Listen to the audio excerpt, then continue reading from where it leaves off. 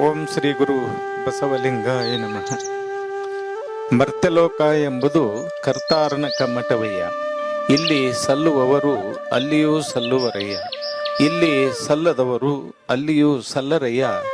ಕೂಡಲ ಸಂಗಮ ದೇವ.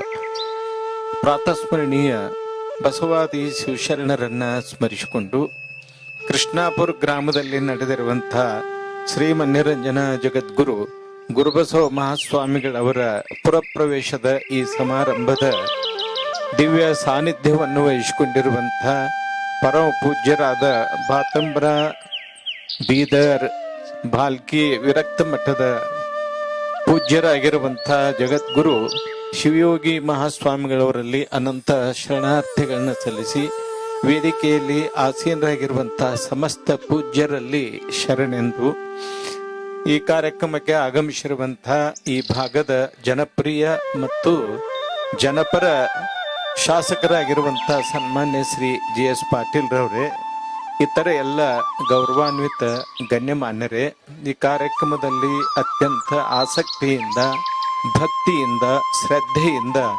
ಪಾಲ್ಗೊಂಡಿರುವಂಥ ಸಮಸ್ತ ಶರಣ ಬಂಧುಗಳೇ, ತಮಗೆಲ್ಲ ಶರಣಾರ್ಥಿಗಳು. ಇವತ್ತು ಈ ಗ್ರಾಮದ ಪೂಜ್ಯರಾಗಿರುವಂಥ ಗುರುಬಸವ ಮಹಾಸ್ವಾಮಿಗಳವರ ಪುರಪ್ರವೇಶ ಕಾರ್ಯಕ್ರಮದಲ್ಲಿ ನಾವೆಲ್ಲರೂ ಪಾಲ್ಗೊಂಡಿದ್ದೇವೆ. ಇದೇ ಗ್ರಾಮದಲ್ಲಿ ಹುಟ್ಟಿ ಉನ್ನತವಾಗಿರುವಂಥ ವೈದ್ಯಕೀಯ ಶಿಕ್ಷಣವನ್ನು ಪಡೆದು ಇವತ್ತು ಬೀದರ್, ಬಾಲ್ಕಿ, ಬಾತಂಬ್ರ ಮಠಗಳ ಅಧಿಪತ್ಯವನ್ನು ವಹಿಸಿಕೊಂಡಿರುವಂಥ ಗುರುಬಸವ ಮಹಾಸ್ವಾಮಿಗಳವರಿಗೆ ಭಕ್ತಿ ಭಾವದ ಸಮರ್ಪಣೆ ಮಾಡುವಂಥ ಒಂದು ವಿಶೇಷ ಕಾರ್ಯಕ್ರಮ ಇದು.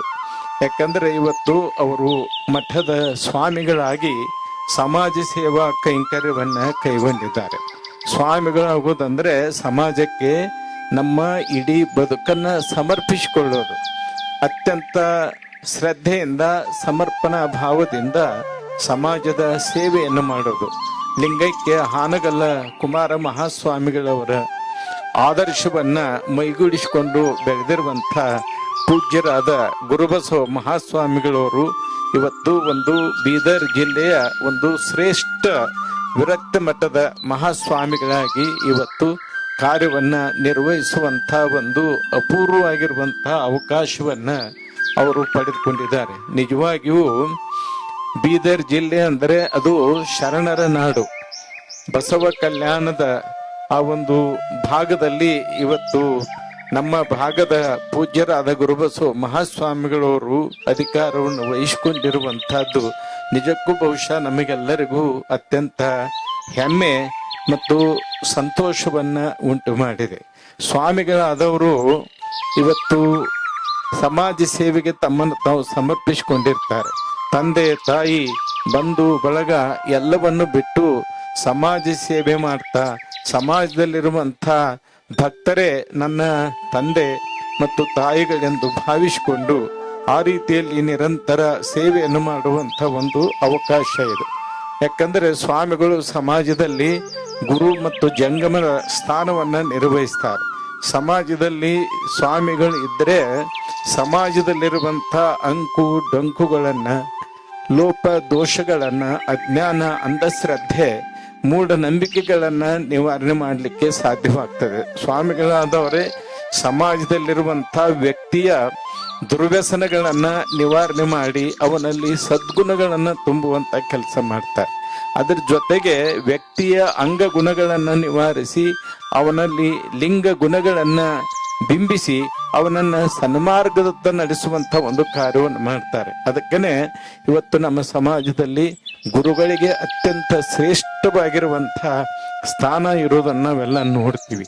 ಯಾಕಂದರೆ ಇವತ್ತು ನಾವು ಒಂದು ಭಗವಂತನ ಅನುಭವವನ್ನು ಮಾಡಿಕೊಳ್ಬೇಕಾಗಿದ್ದರೂ ಕೂಡ ಗುರುವಿನ ಸ್ಥಾನ ಬಹಳ ಮಹತ್ವದ್ದು. ಗುರು ಇಲ್ಲದೆ ಏನೂ ಸಾಧ್ಯ ಇಲ್ಲ. ಅದಕ್ಕೆ ಇವತ್ತು ಅಂತ ಒಂದು ಗುರುವಿನ ಒಂದು ಸ್ಥಾನವನ್ನ ಪೂಜ್ಯರಾಗಿರುವಂಥ ಗುರುಬಸವ ಮಹಾಸ್ವಾಮಿಗಳವರು ಅಲಂಕರಿಸಿದ್ದಾರೆ.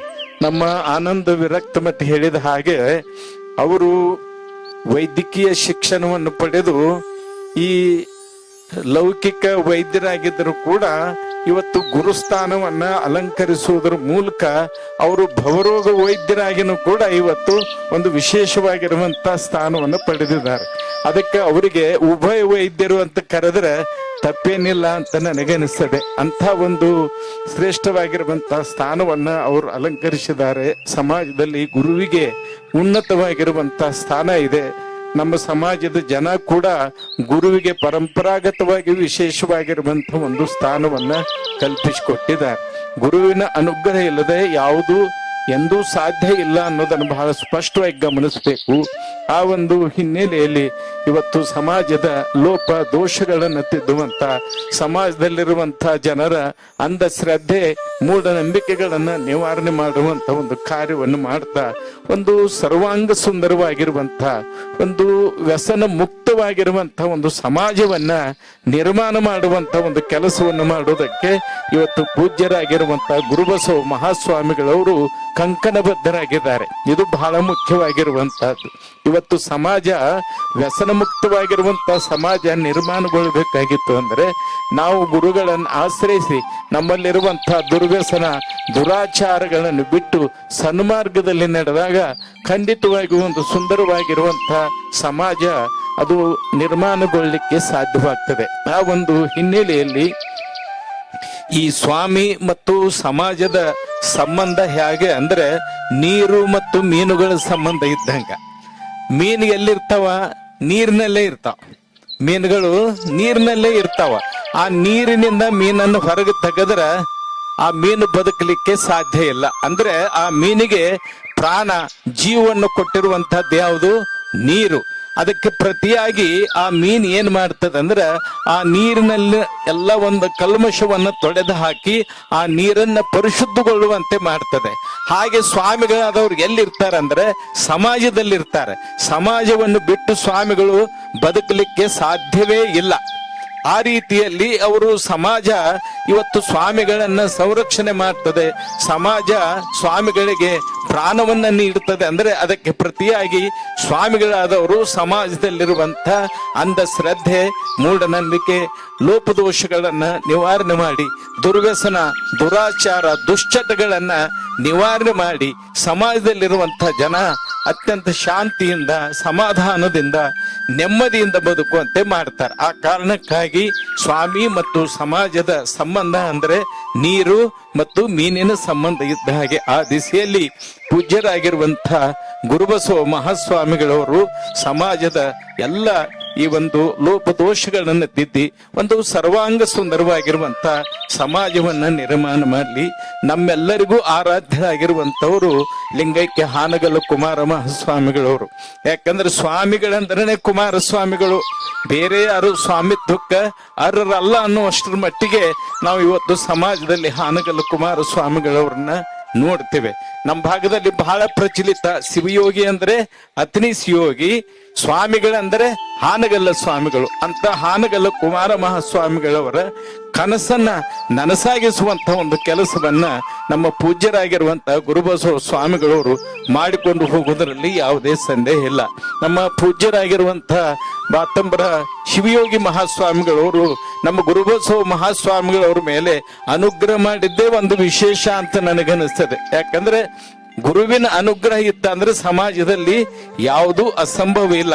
ಇವತ್ತು ಶಿವಯೋಗಿ ಮಹಾಸ್ವಾಮಿಗಳವರು ಸಂಪೂರ್ಣವಾಗಿ ತಮ್ಮ ಅಂತಃಕರಣದ ಮೂಲಕ ಗುರುಬಸವ ಮಹಾಸ್ವಾಮಿಗಳವರನ್ನ ಆಶೀರ್ವದಿಸಿದ. ಹಾಗಾಗಿ ಇವತ್ತು ಬಾತಂಬ್ರ ಶಿವಯೋಗಿ ಮಹಾಸ್ವಾಮಿಗಳವರ ಆಶೀರ್ವಾದವನ್ನು ಪಡೆದಿರುವಂತಹ ನಮ್ಮ ಗುರುಬಸವ ಮಹಾಸ್ವಾಮಿಗಳವರೇ ಧನ್ಯರು ಅನ್ನುವಂಥ ಒಂದು ಮಾತನ್ನು ಹೇಳ್ತಾ ತಾವೆಲ್ಲರೂ ಇವತ್ತು ಅವರ ಜನ್ಮಸ್ಥಾನದಲ್ಲಿ ಅವರಿಗೆ ಒಂದು ಅಪೂರ್ವವಾಗಿರುವಂತಹ ಗೌರವವನ್ನು ಸಲ್ಲಿಸುವಂಥ ಒಂದು ವಿಶೇಷ ಕಾರ್ಯಕ್ರಮವನ್ನು ಹಮ್ಮಿಕೊಂಡಿದ್ದೀರಿ. ಹಾಗಾಗಿ ಬಸವಾದಿ ಶಿವಶರಣರ ಆಶೀರ್ವಾದ ತಮ್ಮೆಲ್ಲರ ಮೇಲೆ ಸದಾಕಾಲ ಇರಲಿ. ಪೂಜ್ಯರಾಗಿರುವಂತಹ ಗುರುಬಸವ ಮಹಾಸ್ವಾಮಿಗಳವರು ಹಾನಗಲ್ಲ ಕುಮಾರ ಮಹಾಸ್ವಾಮಿಗಳವರ ಕನಸನ್ನ ನನಸಾಗಿಸುವಂಥ ಒಂದು ಕಾರ್ಯವನ್ನ, ಈ ಸಮಾಜದ ಸೇವೆಯನ್ನ ಅತ್ಯಂತ ನಿಷ್ಠೆಯಿಂದ ಮಾಡುವಂತ ಒಂದು ಕಾರ್ಯವನ್ನ ನಿರಂತರವಾಗಿ ಮಾಡಲಿ. ಶಿವಯೋಗಿ ಮಹಾಸ್ವಾಮಿಗಳವರ ಆಶೀರ್ವಾದ ಅವ್ರ ಮೇಲೆ ಸದಾಕಾಲ ಇರಲಿ ಅಂತೇಳಿ ಈ ಸಂದರ್ಭದಲ್ಲಿ ಹಾರೈಸಿ ನನ್ನ ಮಾತಿಗೆ ವಿರಾಮ ಹೇಳ್ತೇನೆ. ಶರಣು ಶರಣಾರ್ಥಿ.